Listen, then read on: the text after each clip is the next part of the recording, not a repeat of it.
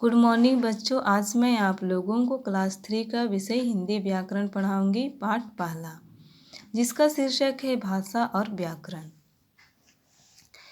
भाषा की परिभाषा: जिस साधन से हम अपने विचार दूसरों तक पहुंचाते हैं उसे भाषा कहते हैं। जिस साधन से हम अपने विचार दूसरों तक पहुंचाते हैं, जैसे कि फ़ोन के माध्यम से और खत के माध्यम से। भाषा के दो रूप होते हैं। पहला है मौखिक भाषा। मौखिक भाषा किसे कहते हैं? जब हम बोलकर या तेज आवाज़ में पढ़कर अपने विचार दूसरों तक पहुंचाते हैं उसे मौखिक भाषा कहते हैं। जब हम बोलकर तेज आवाज़ में पढ़कर अपने विचार दूसरों तक पहुंचाते हैं उसे मौखिक भाषा कहते हैं। दूसरा है लिखित भाषा।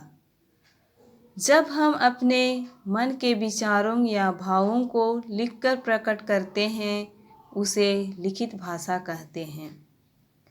जब मनों के विचारों को प्रकट करते हैं हम लोग लिखकर, वह लिखित भाषा कहलाती है।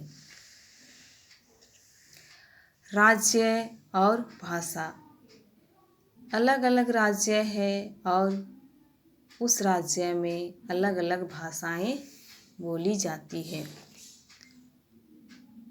बंगाल बांग्ला, आंध्र प्रदेश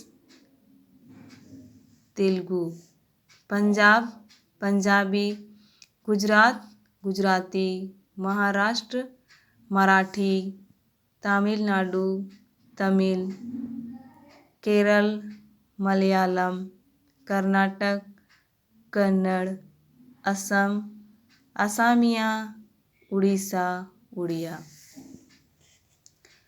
लिपि किसे कहते हैं?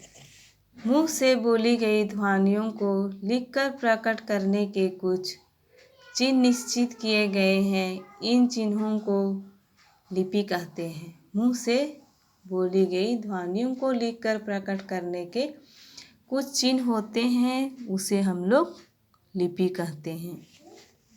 व्याकरण। व्याकरण की परिभाषा: जिस शास्त्र के द्वारा हम भाषा को सही रूप से बोलना, पढ़ना और लिखना सीखते हैं उसे व्याकरण कहते हैं। हम लोग शुद्ध शुद्ध बोलना, पढ़ना और लिखना सीखते हैं उसे व्याकरण कहते हैं।